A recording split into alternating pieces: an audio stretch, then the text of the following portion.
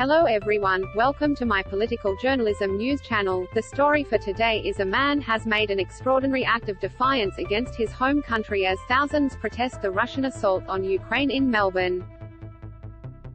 A Russian man has set his passport on fire in an extraordinary act of defiance against his home country, as protests against Russia's devastating military action in Ukraine ramp up around the world. Former Russian citizen, Andrei, who has been living in Melbourne, burned his passport with a friend during a pro-Ukraine protest in the city attended by thousands. In the vision posted across social media, Andrei was visibly shaking as pieces of ash fell to the ground outside Treasury Gardens. Asked by a bystander if he was denouncing Russian President Vladimir Putin, he simply said, "Absolutely, yes.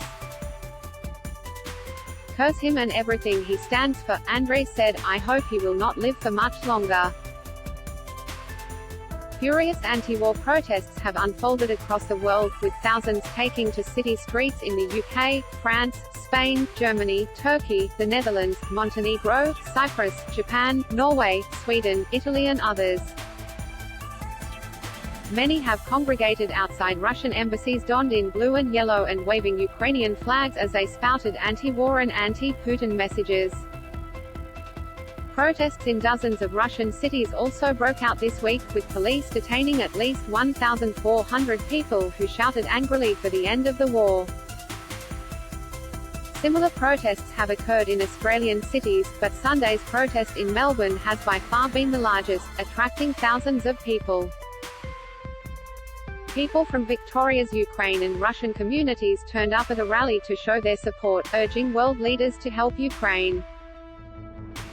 Victorian opposition leader Matthew Kai was also seen marching among the crowd. Protesters pledged their support for their families and friends back home and called for more support from the Australian government and other NATO allies. An organizer of the event called for more military assistance to Ukraine, calling out the lack of action from NATO. "We're asking NATO, Allied Air Command to bring their forces to close the sky above Ukraine," she said. "Give us shelter from the sky, save innocent Ukrainian lives." Missiles are being aimed at apartment buildings in Kyiv targeting innocent civilians. "We are watching war crimes in real time and the West stands by clutching its pearls and letting it happen." Ukraine's capital Kyiv and other cities have been pounded with artillery and cruise missiles, with an estimated 198 deaths so far and 1,000 injured. In Kyiv, one apartment block was left with a gaping hole after a missile attack, killing 2 people. Russia has claimed it is only targeting the military, but bridges, schools, kindergartens, neighborhoods have come under attack. At least 150,000 Ukrainians have been displaced since the Russian invasion started, with many fleeing into Poland and other neighboring countries. The UN Refugee Agency predicts up to 4 million people could flee if the situation deteriorates further. Hundreds of Ukrainian citizens still in the country have been reported making Molotov cocktails, and the Ukrainian government has maintained it will fight off the Russian invasion.